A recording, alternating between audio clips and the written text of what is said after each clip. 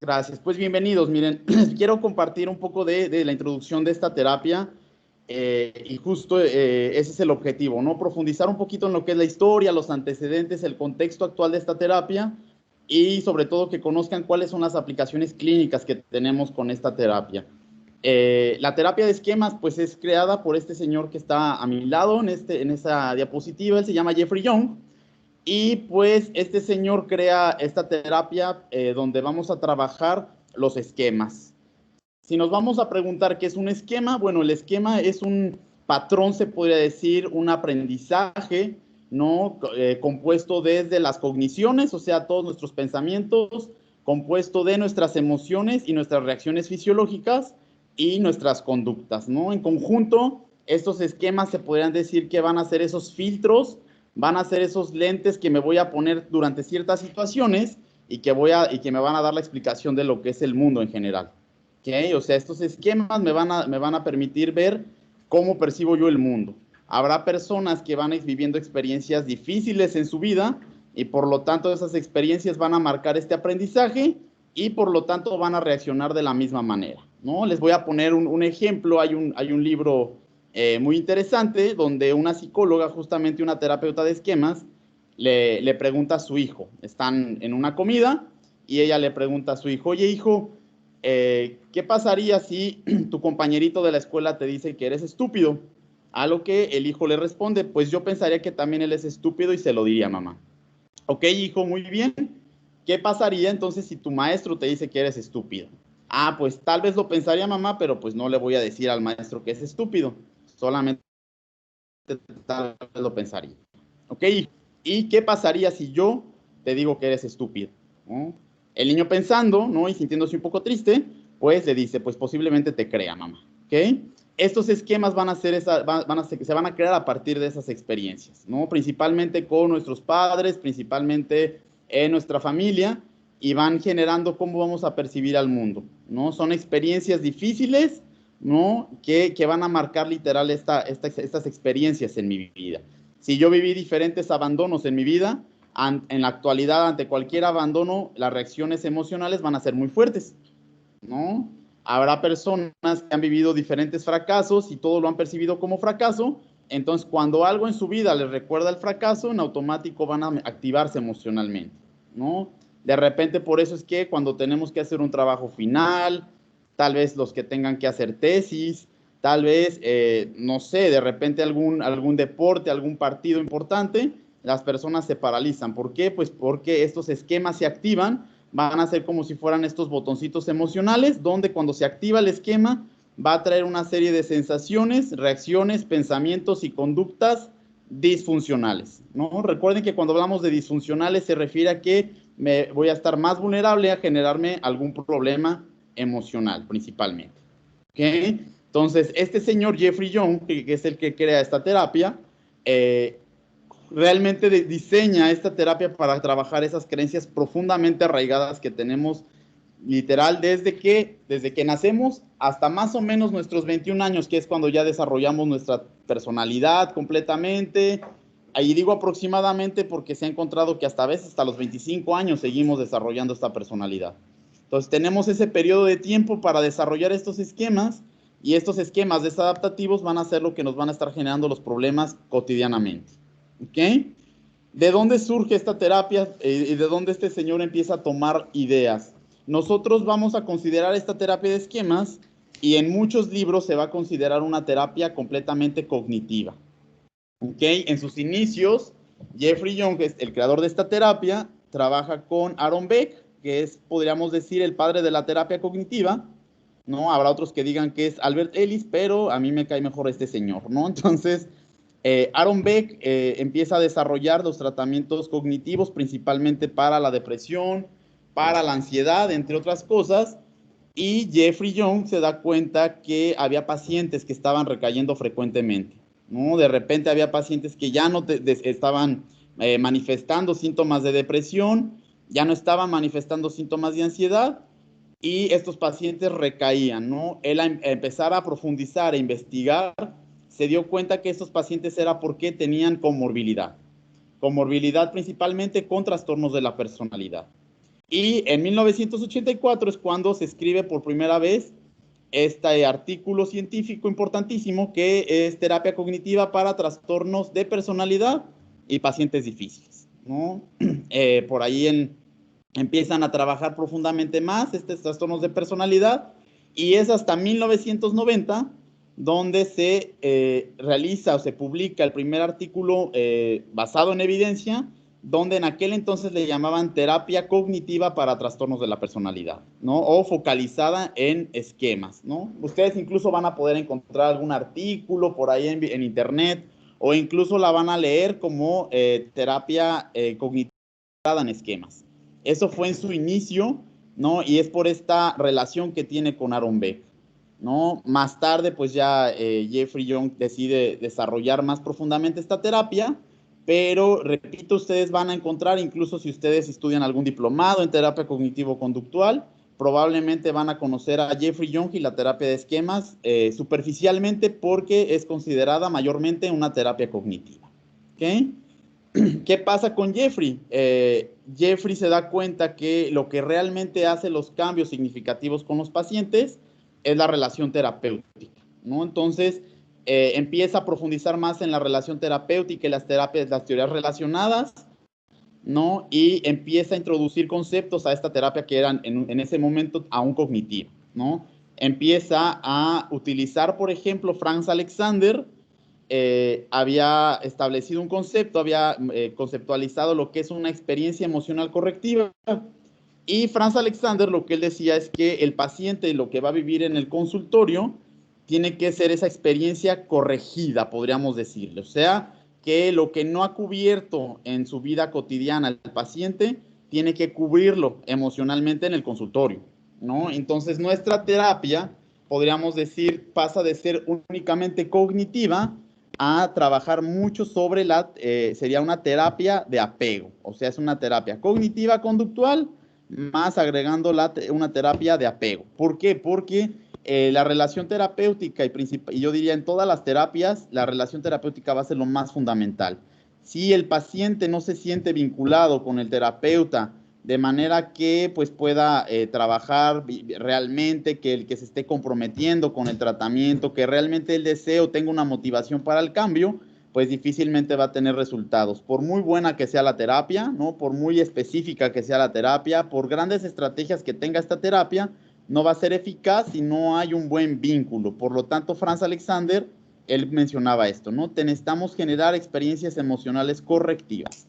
Todo siempre y cuando, recuerden, es bien importantísimo, pues, la ética profesional, porque Franz Alexander de repente se fue como al lado oscuro, donde pues se pasaba con sus experiencias correctivas, pero nosotros desde la terapia de esquemas siempre va a ser basado en la ética profesional y obviamente con el respeto necesario para el paciente sin establecer un más allá, ¿ok? Nosotros le llamamos reparentalización limitada. La reparentalización limitada va a ser justamente eso, el terapeuta va a cubrir las necesidades emocionales no cubiertas del paciente, ¿no? En el consultorio, para que el paciente pueda establecer un nuevo tipo de apego, un nuevo tipo de vínculo y pueda vincularse de mejor manera allá afuera, ¿no? Ya fuera del consultorio en su vida real. También nosotros, y utilizamos mucho, y podríamos decir como antecedente de Melanie Klein, esto que ella decía de la tiranía de los deberías, ¿no? Nosotros trabajamos profundamente en algo que le llamamos los modos parentales. Ustedes seguramente, bueno, ahorita ya no pasa por la pandemia, pero cuando se les hacía tarde para la universidad, de repente empiezan a escuchar una voz en su mente que los empieza a presionar, los empieza a castigar, ¿no? De repente les dice, apúrate, otra vez te quedaste dormido, dormida, otra vez se te va a hacer tarde y vas a reprobar, eres un tonto, etcétera. Pueden llegar hasta los peores insultos hacia nosotros mismos, ¿ok? Entonces, Melanie Klein, ella le llamaba tiranía de los deberías. Nosotros trabajamos mucho esto que le llamamos modos parentales, donde enseñamos al paciente también a cubrir sus propias necesidades emocionales no cubiertas, sin caer en este autocastigo, en esta autoexigencia, ¿no? Porque para eso somos expertos. Y ustedes como psicólogos, ¿no? Y lo digo por mi experiencia propia, de repente somos súper exigentes con nosotros, de repente nos metemos a 1000 cosas para estudiar, de repente nos exigimos más y más y más y más, y tiene que ver mucho con estas voces internas, con estos mensajes interiorizados que por lo general aprendimos de nuestros padres y de nuestras autoridades cuando éramos pequeños. ¿Ok? Y obviamente, pues en esta parte de la relación terapéutica, pues tenemos que incluir forzosamente a John Bowlby, que él desarrolla la teoría del apego y la importancia de eso, ¿no? A partir de los experimentos, ¿no? De los monos con otros autores, con otros, incluso experimentos con animales, pues fueron descubriendo que el apego es realmente lo que cambia a la conducta, ¿no? Realmente las conductas disfuncionales se van a corregir a partir del apego y de la forma en cómo nos vinculamos, ¿no? Y es por eso que esta terapia de esquemas, por eso les decía, pasa de ser nada más cognitiva conductual, pasa a ser también una terapia literal de apego, ¿no? Y incluimos pues también al famoso Carl Rogers, que es un humanista muy importante en toda la historia de la psicología, porque él, su enfoque centrado en el cliente, pues también es algo que nosotros tenemos que retomar. Nosotros siempre vamos a estar humanizando a los pacientes, tenemos que vincularnos, tenemos que respetarlos y tenemos que trabajar sobre nuestros propios vínculos también en el consultorio. Si el paciente está generándome algo, ¿no? Lo que le llaman desde el psicoanálisis, esa contratransferencia, desde esquemas nosotros lo utilizamos a nuestro favor. Nosotros, más allá de en el momento en que el paciente nos hace sentir algo, solo en vez de canalizarlo, no, nosotros lo vamos a utilizar a nuestro favor. ¿Qué está pasando conmigo?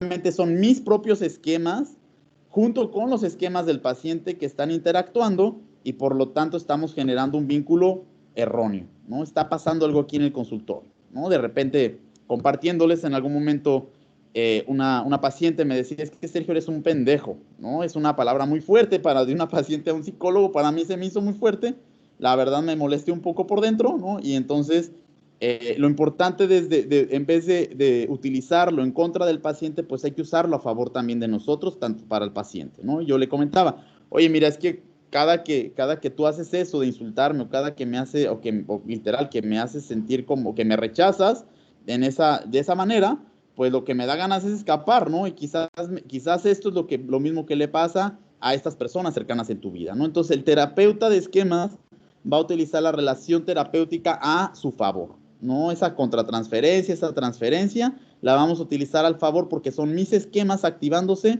y los esquemas del paciente. Por eso nuestros entrenamientos de terapia, o sea, para que nosotros seamos terapeutas de esquemas, nosotros nos enfocamos mucho, mucho, mucho en ese trabajo personal. Antes de trabajar con pacientes, antes de trabajar con los demás, es importante trabajar con nosotros mismos para que podamos establecer vínculos seguros y por lo tanto con el paciente también le enseñemos a establecer vínculos seguros, ¿no? Y obviamente todo centrado en el cliente, como nos decía en aquel entonces Carl Rogers, ¿okay? Y también Jeffrey, al sentir esa insatisfacción por los resultados de la terapia cognitiva, él él mismo va a terapia gestal y él dice esta frase muy importante, esquemas donde dicen 10 sesiones de terapia gestal, aprendí más sobre mí mismo que había aprendido en un año de terapia cognitiva, ¿no? Él integra todas estas técnicas experienciales, emocionales de la terapia gestal, ¿no? Que a mí en lo personal también me ha ayudado muchísimo, ¿no? En algún momento fui con una terapeuta gestal buenísima, ¿no? Y que me permitió mucho trabajar cosas muy profundas, a diferencia de la terapia cognitiva clásica, ¿no? Pues de repente en la terapia cognitiva, pues sí, te ayuda a reestructurar, sí cambias pensamientos, sí te das cuenta de que son irracionales, sí te das cuenta que son distorsiones cognitivas, pero finalmente vivirlo en carne propia, vivir y revivir esas emociones permite corregirlas de una manera más fuerte, ¿no? Nos decía Vittorio Guidano, por ejemplo, ¿no? Que las cogniciones cambian cogniciones, las emociones cambian patrones emocionales, ¿ok? Entonces nosotros incluimos trabajo mucho desde Fritz Perls, de incluso Jacobo Moreno con lo que trabajaba con, por ejemplo, con sillas, Fritz Perls también con la silla vacía. Nosotros trabajamos algo que le llamamos modos. Estas partes de nosotros, estas partes de nuestra personalidad, e incluso los síntomas de los pacientes nos permite justamente que el paciente pueda entender qué pasa con él mismo, qué pasa con ella misma en su vida cotidiana, ¿no? Por ejemplo, voy a ponerles un ejemplo breve, ¿no? Una persona, por ejemplo, con un consumo de drogas fuerte, ¿no? A lo mejor un consumo de cocaína. Que el paciente sobre todo identifique que utiliza la cocaína para autotranquilizar o para evadir algún problema, en este caso que es evadir un esquema, el paciente puede entender perfectamente que la sustancia es la que realmente está intentando hacer eso, ¿no? Y que realmente vean y que genere esa egodistonía, o sea, que ya no le parezca normal el consumir. ¿A qué me refiero? Hay pacientes que llegan y pueden decir, Sergio, yo no quiero dejar de consumir, a mí no me hace daño, yo lo controlo. Y entonces, desde este trabajo con sillas, el mismo paciente se va a dar cuenta justamente de las ventajas y desventajas que tiene el consumo sin que el terapeuta sea el que lo obligue o que el terapeuta le esté dando clases como si fueran clases en vez de terapia. ¿Sí? Entonces, por eso desde el trabajo con sillas nosotros trabajamos estos modos, estas partes, por ejemplo, esta parte punitiva de las personas que se autolesionan, por ejemplo, estos atracones de un trastorno alimentario, por ejemplo, estas conductas de rendición que tienen las personas con depresión, de repente están estos mensajes de ansiedad que se siguen perpetuando cuando estamos con un trastorno de ansiedad en silla, ¿no? Entonces es un trabajo increíble.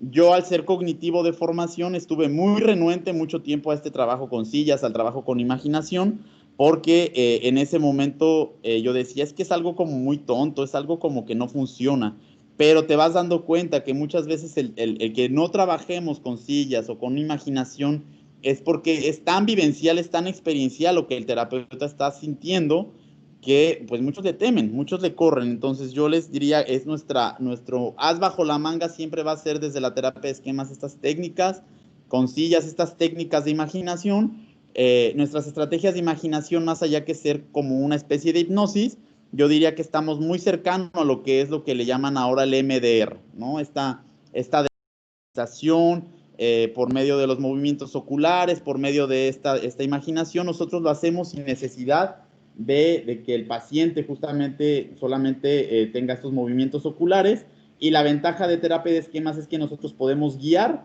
directamente a corregir el esquema, ¿okay? Corregirlo directamente. Entonces, es increíble, sobre todo porque también incluso, no nada más, entonces dirían, la terapia de esquemas no solamente es una terapia cognitivo-conductual, no solamente es una terapia de apego, sino incluiríamos también es una terapia de trauma, ¿ok? Vamos a corregir esas experiencias traumáticas, vamos a corregir esos malos aprendizajes de todas nuestras experiencias y todo lo que aprendimos desde muy temprana edad, para que realmente el paciente tenga cambios verdaderos, cambios reales. No solamente vamos a disminuir la sintomatología, sino realmente vamos a corregir esas experiencias traumáticas, ¿ok? Hay varios pacientes que de repente van a esto de MDR, ¿no? Y posteriormente los canalizan conmigo porque dicen, Sergio, es que la terapeuta o el terapeuta me dijeron que este es como el último paso. Y yo, pues no, no es el último, puede ser el primero, ¿no? La terapia de esquemas puede ser desde el inicio, antes de justamente abrir experiencias traumáticas. La ventaja también de terapia de esquemas es que no vamos a retraumatizar al paciente. Realmente vamos a trabajar esa experiencia y con todo, y solamente con la imaginación del paciente, y la gran ventaja es que la imaginación, todos los humanos tenemos esa capacidad.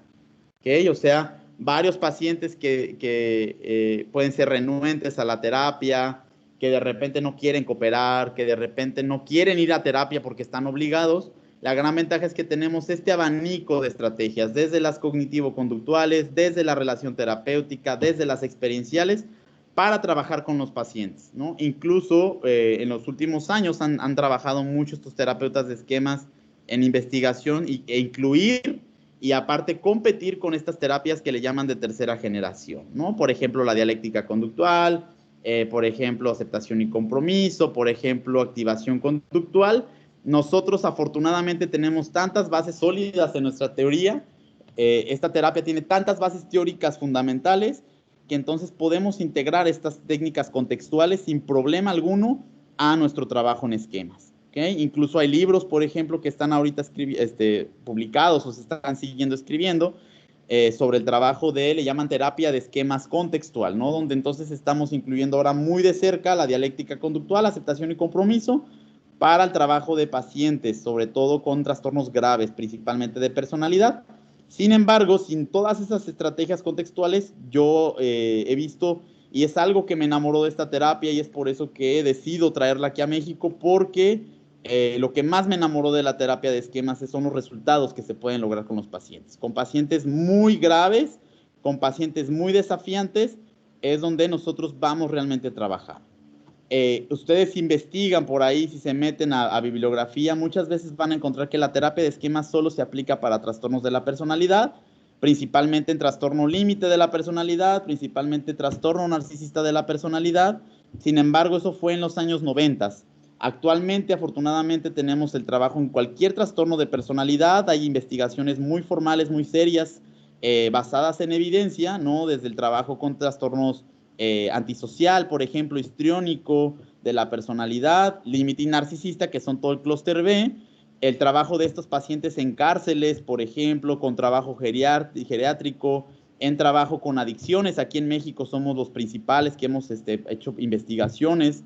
Ahí, gracias también a Centros de Integración Juvenil, hemos trabajado muy fuerte esto de terapia de esquemas en las adicciones, en trastornos alimentarios, incluso en trastornos de espectro autista. Anteriormente se decía que no se trabajaba, por ejemplo, con pacientes psicóticos. Actualmente ya hay terapeutas que han hecho buenos libros, han hecho buenos artículos donde se va a trabajar también con este tipo de población. ¿Okay? También una gran ventaja de esta terapia de esquemas es que es basada, como les decía, es basada en evidencia, o sea que hay un fuerte impacto y sobre todo en la investigación holandesa, ¿no? Este señor Arnold Arns, junto con Jeffrey Young, a ver, no sé si se pronuncia así, es este señor holandés. Ellos juntos trabajaron muy fuerte en investigaciones muy serias y en aquellos años la terapia de esquemas era considerada por el APA, literal era la terapia más efectiva para el trastorno límite de la personalidad, para el trastorno narcisista de la personalidad.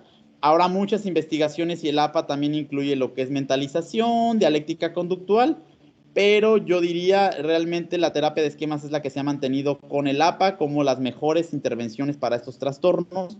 Y por experiencia propia, también muchos de estos pacientes que van a dialéctica conductual, aceptación, compromiso, mentalización, terminan recurriendo a nosotros, el Instituto de Terapia de Esquemas, porque se considera que a veces el trabajo, sobre todo con la infancia, sobre todo con el trauma, a veces fue insuficiente en las otras terapias, ¿no? Entonces hay pacientes que dicen, Sergio, ya terminé el grupo, pero me mandan acá, ¿no? Entonces yo digo, ¿por qué no? O sea, lo importante es que vengan desde acá, desde el principio.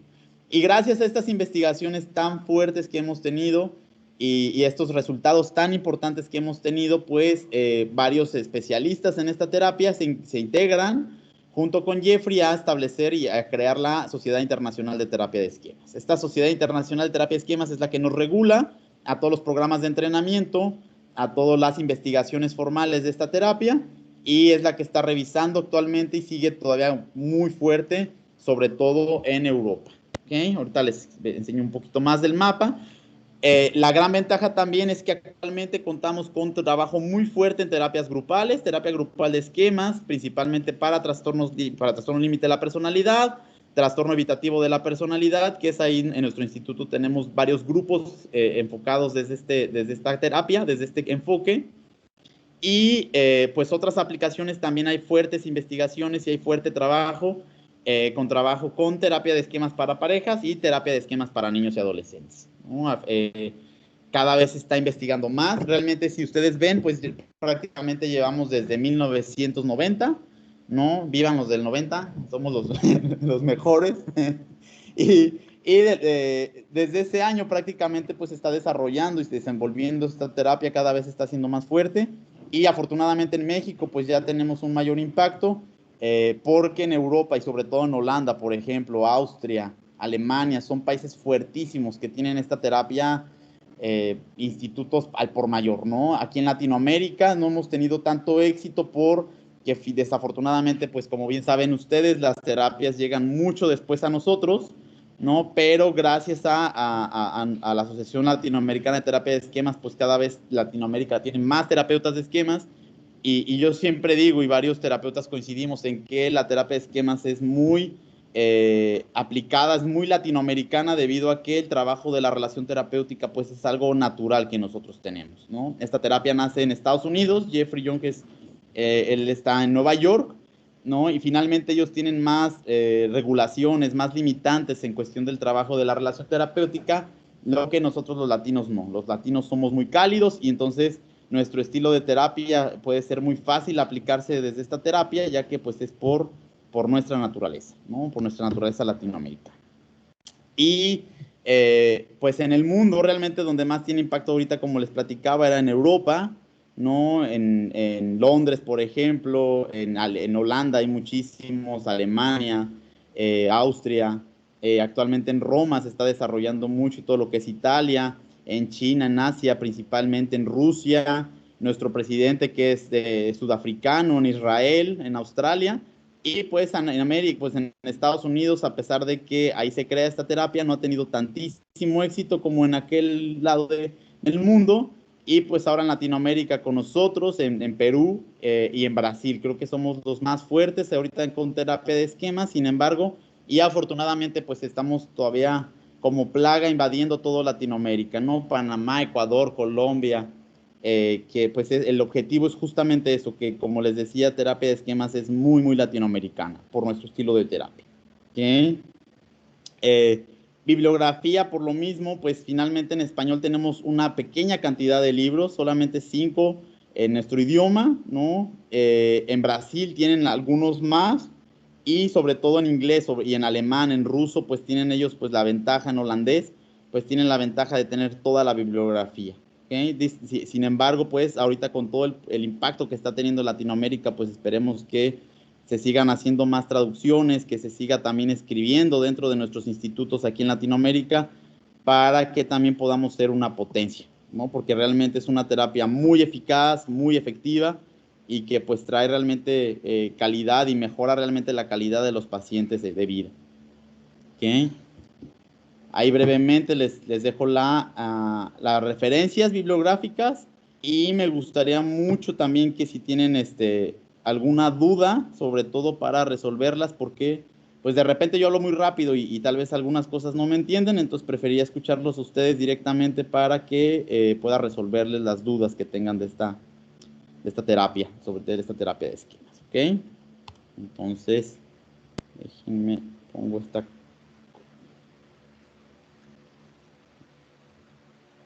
Perfecto. No sé si por ahí alguien tenga alguna duda. Muchas gracias, Sergio. Pues muy interesante, ¿no? Realmente las aplicaciones, ¿verdad? Que se tienen ya en el entorno real y sobre todo con casos difíciles, porque pues definitivamente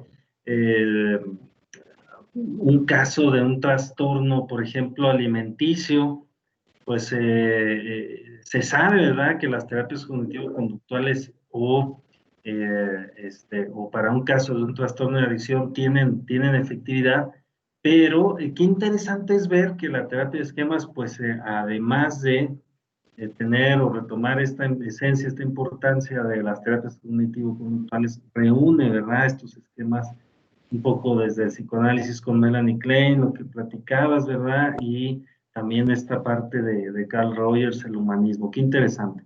Muy bien. Bueno, pues a ver, vamos a las preguntas sin pena. Ahora sí que tenemos bastante tiempo para que lo podamos hacer muy dinámico. Para eso pueden abrir sin ningún problema los micrófonos. Por ahí creo que había alzado la mano Eira Paola. Adelante. No, profe, es que era para leer la pregunta de mi amiga, bueno, mi compañera Brittany, porque no pensé que no servía su micrófono, pero ahí está en el chat. Ah, ok, perfecto. A ver si aquí estamos viendo. Muy bien. Bueno, Brittany nos pregunta, ¿en qué se enfocaba la teoría del apego de John Bowlby? Si puedes explicar un poquito. Claro que sí. Yo voy a empezar con recomendaciones por ahí para que puedan aprovecharlas, ¿no? Hay por ejemplo, un video muy breve en YouTube que se llama El experimento de la cara plana, en inglés es Still Face Experiment, o en Netflix también pueden ver una serie que se llama Bebés. El primer capítulo justamente es increíble, se llama Bebés tal cual, así la serie Netflix Bebés. Primer capítulo es magnífico y habla justamente del apego. ¿Por qué la teoría del apego es importante y en qué se enfoca? Se enfoca justamente al estilo de crianza, ¿no?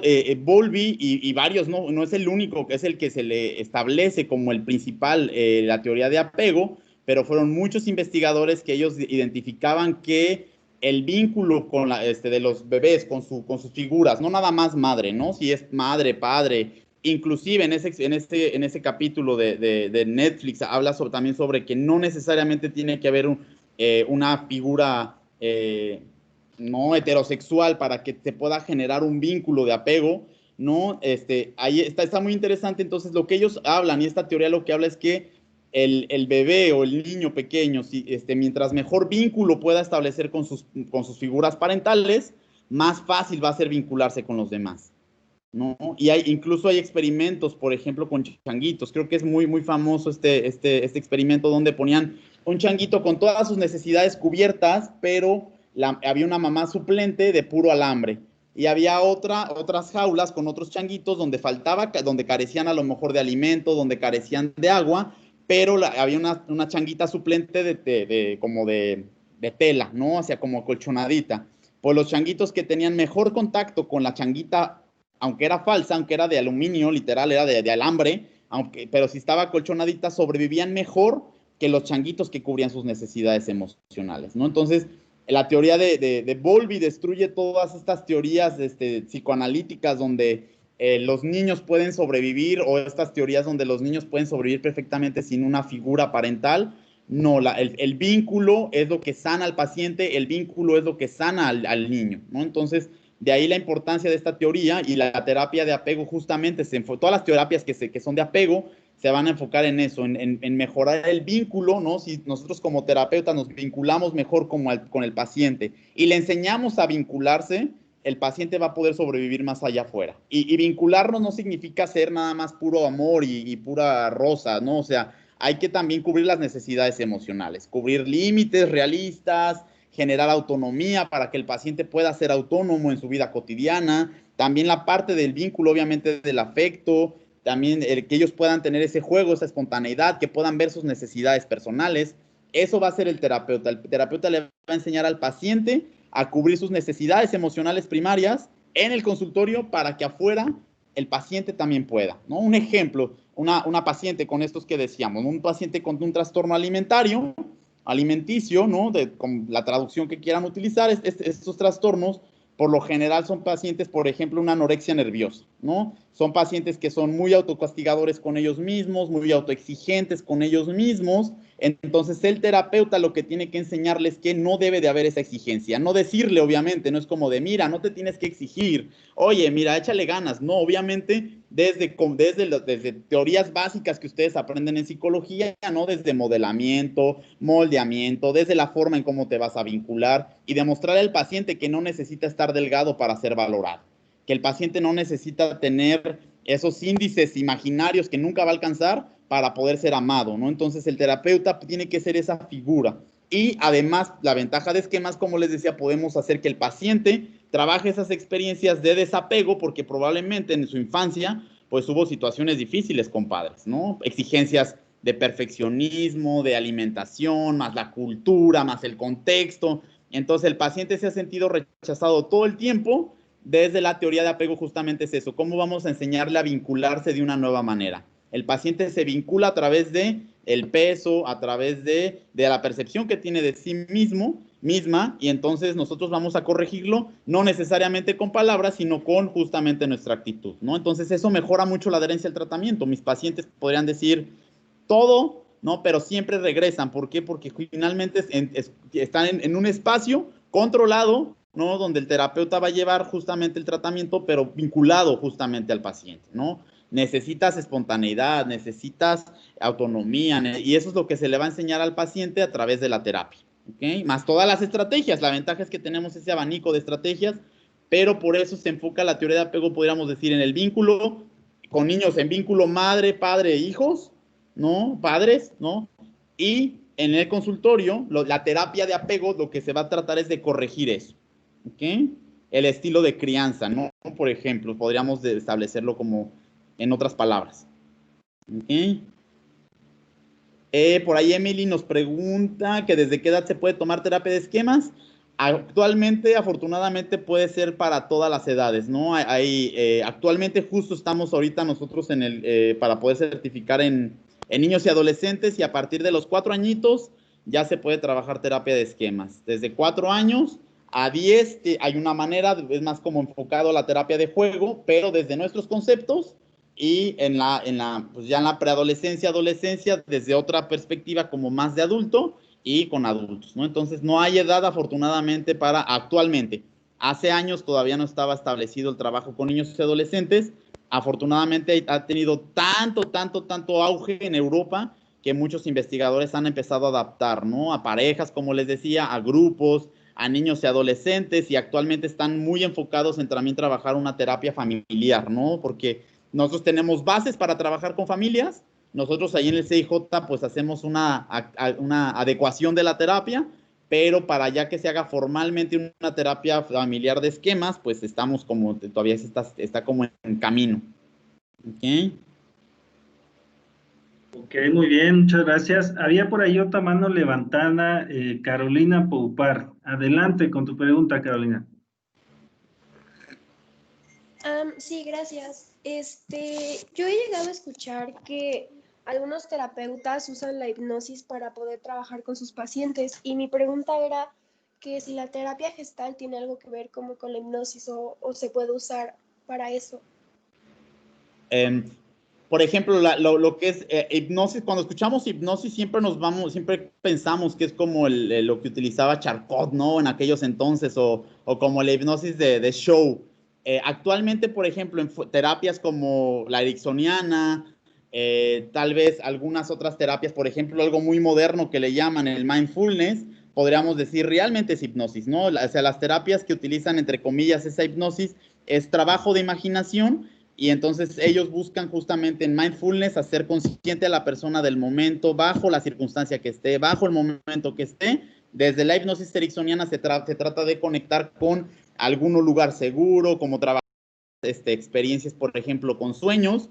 Pero desde esquemas, yo les decía, el trabajo con imaginación estaría más cercano a lo que es el MDR. O sea, nosotros, brevemente explicándoles un poquito qué se trabaja con imaginación, hacemos que el paciente, tal cual, cerrando sus ojitos, imaginando, intente conectarse primero como a algún lugar seguro para que podamos, nosotros decimos que es como un colchón emocional, para que el paciente conecte con alguna experiencia del pasado y que por lo general son experiencias muy dolorosas y podríamos, como en breve, como para explicárselos brevemente, podríamos decir corregir esa experiencia en el pasado, no para cambiarlo en el presente, sino más bien el que el paciente trabaje esa situación del pasado, ahora en el presente la entiende y la comprende, la conceptualiza mejor y entonces ya no tiene el mismo impacto que antes, ¿no? Hay pacientes, por ejemplo, con trastorno límite de la personalidad que se ha investigado mucho y se sabe y es y hay mucha evidencia de que la mayoría, o sea, aproximadamente un 90% han sufrido violencia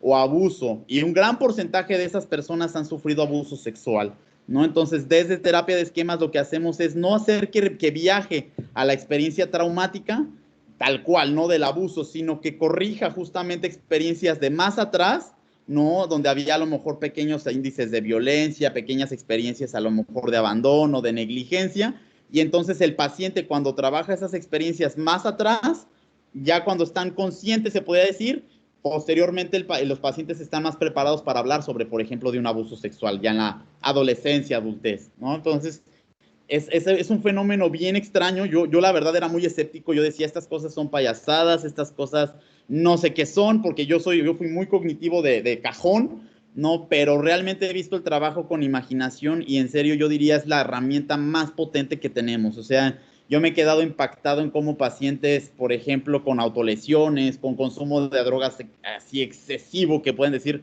consumí hasta el pasto, ¿no? Pacientes con ideación suicida, con síntomas, podríamos decir, muy graves, con una sesión, 2 sesiones, con esos ejercicios de imaginación, automáticamente rompes con todos esos síntomas. Yo me he quedado en serio impactado. Entonces, sí tiene como antecedentes muchos aspectos fundamentales de la hipnosis, pero no, cuando lo que dicen de hipnosis actualmente ya no tiene nada que ver con esto de los shows, ¿no? De hipnosis o lo de Charcot, de que estaba a los pacientes histéricos, no, sino más bien va más allá con el trabajo con imaginación, porque la gran ventaja de la imaginación, también otra recomendación en juegos mentales, hay un capítulo que se enfoca en esto de la imaginación, y la gran ventaja es que neuronalmente se puede explicar que si tú imaginas algo, las mismas áreas del cerebro están conectadas, es como si realmente estuvieras viviendo el evento o si realmente estuvieras percibiendo el estímulo. Entonces, es por eso que son tan potentes, porque el paciente puede ir directamente a ese momento y entonces literal trabajar como si estuviera pasando en la actualidad, ¿no? Ustedes pueden ver también esta serie muy famosa de Annie con E, ¿no? Y de repente nosotros le llamamos puentes afectivos, ¿no? Entonces de repente la niña está caminando o está lavando una taza y se rompe la taza, entonces, ¡pum!, en automático se viaja, se disocia y empieza a recordar una experiencia muy traumática.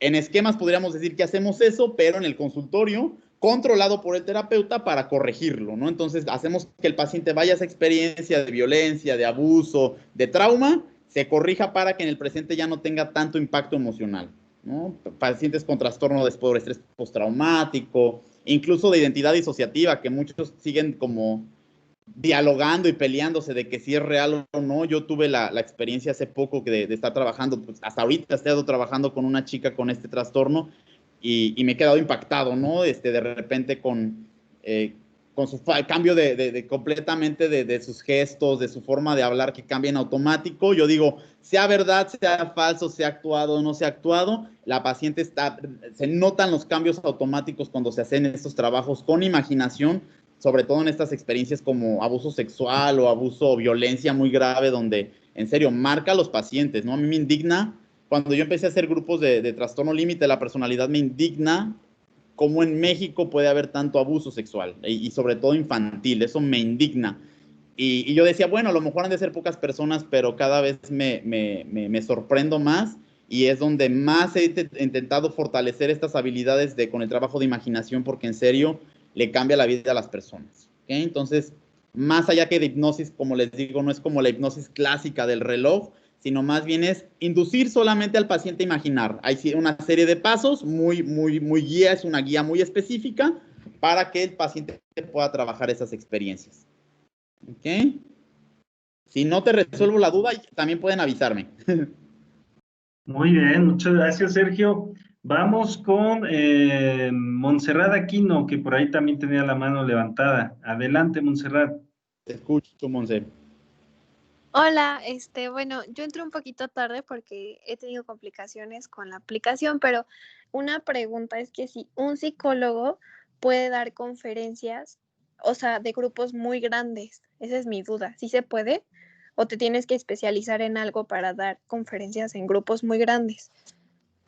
Pues yo diría, Monse, que pues creo que desde cualquier carrera te puedes dar ese lujo de dar alguna conferencia, pero lo que sí es importante yo creo que es la experiencia, ¿no? Empezar tal vez con grupos pequeños y poco a poco ir como dando conferencias grandes, o al menos dependiendo de qué tipo de conferencias. Por ejemplo, las terapias grupales, pues sí creo que ahí sí sería como una especialidad o algo, o incluso mucha experiencia, para que justamente puedas tú regular toda la parte de los integrantes, ¿no? Una conferencia tal vez como simple puedes darla, pero si es algo muy específico, si es un trabajo, sobre todo nosotros como psicólogos, si vamos a trabajar algo emocional, es bien importante tener mucha experiencia, ¿no? Porque de repente yo he visto que hacen conferencias así de mindfulness para 400 personas. No sabes cuántas de esas personas se les puede activar emocionalmente algo, estos esquemas que nosotros le decimos. De repente se puede activar un esquema, entonces pues dejas abiertos emocionalmente a los pacientes, y hay cosas que yo diría no se deben de abrir, ¿no? O sea, es con grupos específicos, en sesiones individuales, sesiones grupales, pero para que el terapeuta pueda cerrar. Pero como para una conferencia informativa, cualquier psicólogo puede dar, incluso nosotros, por ejemplo, ahí en CIJ, en Centros de Integración Juvenil, hay una serie y una cantidad yo lo promuevo porque la verdad yo ahí me empecé, fueron mis primeras experiencias con grupos, mis primeras experiencias, yo fui voluntario antes de trabajar ahí formalmente, y hay conferencias desde grupos de primaria, secundaria, sobre daños y riesgos del consumo de drogas, y es una experiencia muy grata y que te deja mucho aprendizaje, ¿no? Entonces, claro que puedes dar conferencias, siempre y cuando si no sea, o sea, si es trabajo a lo mejor emocional o sobre alguna habilidad, creo que sí es un poquito más experiencia, más que estudiar algo, creo que sería más experiencia y entrenarte poco a poco, ¿no? Muchos psicólogos, ustedes egresando tienen que, sí es importante para ser psicoterapeutas, entrenarle mucho, meterse mucho, y yo diría también trabajar con ustedes mismos, o sea, ustedes mismos ir así, porque de repente hay excompañeros, desafortunadamente, que de repente dices, oye, pues, ¿qué estás haciendo, no? Entonces, yo sí diría, trabajen con ustedes, dense ese permiso, esa oportunidad, porque es muy grato trabajarlo. Y eso les va a dar experiencia para no nada más conferencias, sino para, les da herramientas para su vida. Correcto, muy bien. Muchas gracias, Sergio. Bien, ¿alguien más se quiere hacer una pregunta? Adelante, adelante, aprovechen. Tengo otra. Claro. Este, ¿cómo se llama también? Bueno, es que mi idea es dar como orientación vocacional a las personas que luego no saben qué carrera estudiar y pues creo que ahí entra la psicóloga, ¿no? También eso se puede, ¿no? O igual tienes que especializarte.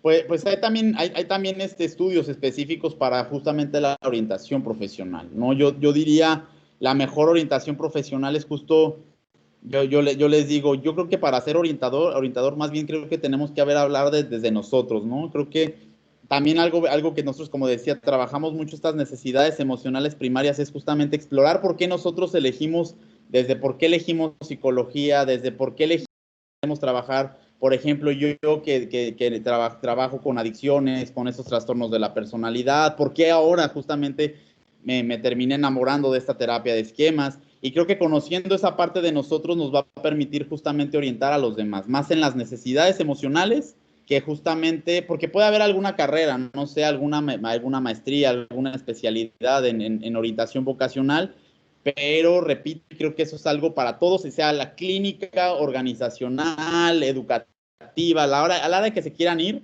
yo les diría, intenten conocer justo esas necesidades emocionales que tienen cada uno de ustedes. Pregúntense qué es lo que realmente, y abriendo como yo diría, sé que es un músculo, pero diríamos como románticamente, abran el corazón y digan, ¿por qué estoy estudiando? ¿Por qué quiero trabajar este tipo de cosas? ¿No? ¿Por qué me quiero ir a lo organizacional? Realmente quiero evadir porque siento que no puedo con los pacientes, ¿no? Yo digo que las organizaciones por ahí van, ¿no? O realmente si quiero clínica, ¿qué quiero trabajar desde mi experiencia de vida? Y también esta parte de por qué quiero orientar, ¿no? O sea, yo diría, la mejor manera de orientar a alguien sería justamente eso, Montse, a lo mejor por qué quiero orientar a la gente, y eso te va a permitir mucho ayudar a otra persona a darle justamente esa herramienta.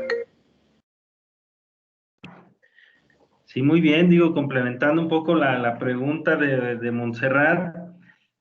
Sí, efectivamente, bueno, de entrada, chicos, para que lo sepan, para quinto semestre van a llevar una materia que se llama orientación vocacional, muy enfocada justamente a darles herramientas, pero retomando un poco lo que dice Sergio, es cierto, independientemente de que en algún momento tomen la decisión, por ejemplo, de irse hacia la psicoterapia o hacia el área clínica como psicólogas y psicólogos, pues el recibir una atención psicológica, el entrar a un proceso psicoterapéutico, sea del área que sea, por supuesto, la que más les guste, ¿no? Ya sea gestal, ya sea cognitivo, ya sea terapia de esquemas, psicoanálisis, ya poco a poquito irán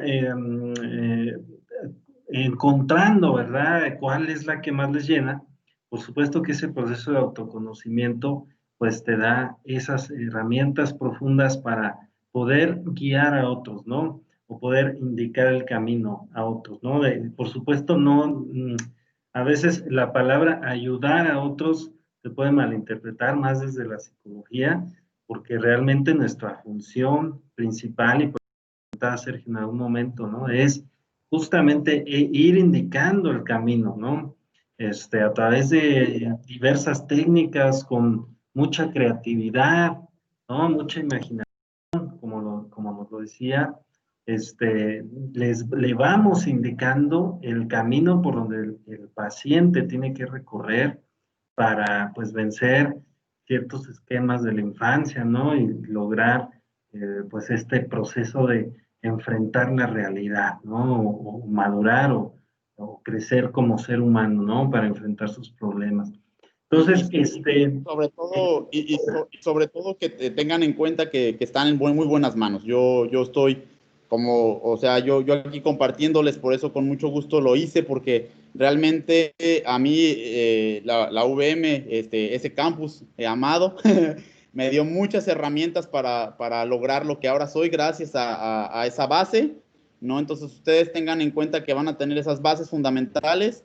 Ya lo que viene después, ya lo pensarán, pero sí aprovechen esas herramientas que a veces parecería, ¿no? Que de repente como me siento insatisfecho, de repente ya voy a terminar la escuela y siento que no sé nada. Yo diría, están en muy buenas manos, están con muy buenos formadores, con muy buenos profesores y aprovechenlo sobre todo. Ya en base a esas necesidades emocionales van a surgir y de repente la vida los lleva a caminos que no lo esperaban, ¿no? Pero la gran ventaja es que esas bases que ya tienen y que las van a obtener en la universidad, pues las aprovechen, ¿no? Porque yo a veces despierto y digo, ¿cómo me gustaría un día, no regresar completamente, pero diría, un día regresar a esa universidad, poder estar ahí, compartir con mis compañeros, mis maestros, todo, ¿no? Entonces, realmente aprovechen mucho esta experiencia. La universidad no quieran adelantarse, disfrútenla, ¿no? Porque de repente nuestra autoexigencia, yo ya estaba terminando, ya me metía a 3 diplomados, una maestría, y entonces el cierre de la universidad no lo pude disfrutar al 100%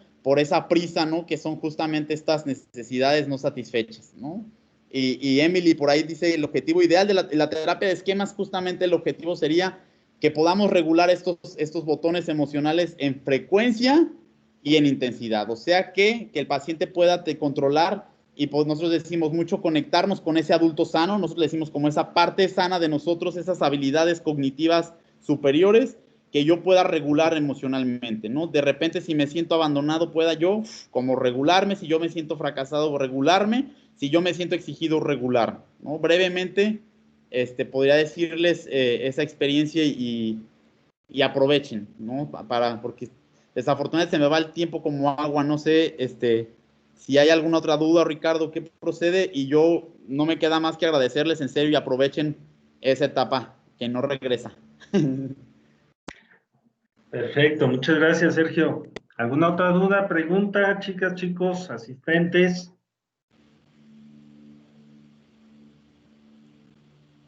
¿Todo bien? Bueno, pues con esto entonces daríamos por pues finalizada esta sesión.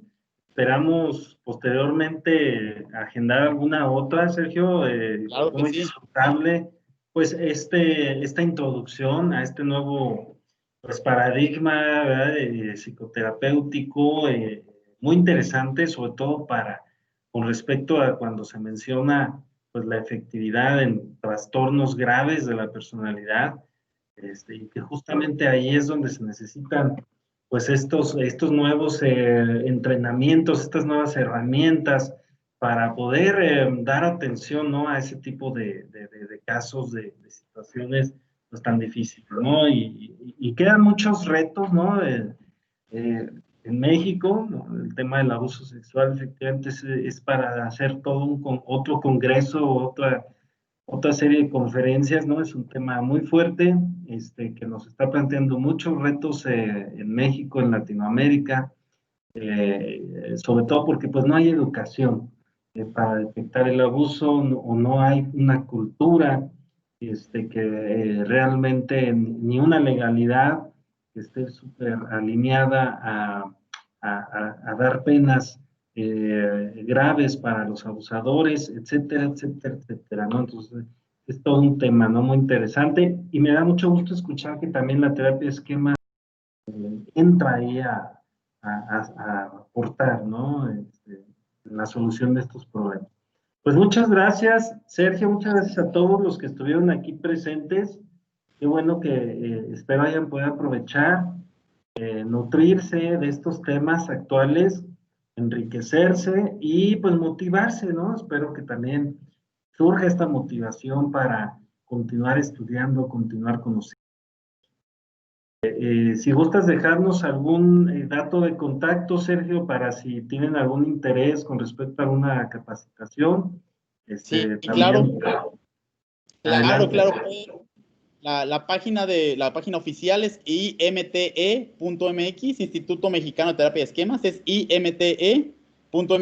Igual en el Facebook, en Instagram, en todas las redes estamos como Terapia de Esquemas México, o incluso en internet pueden buscar Instituto Mexicano de Terapia de Esquemas. Afortunadamente aparecemos muy fácilmente porque no hay tanto en Latinoamérica.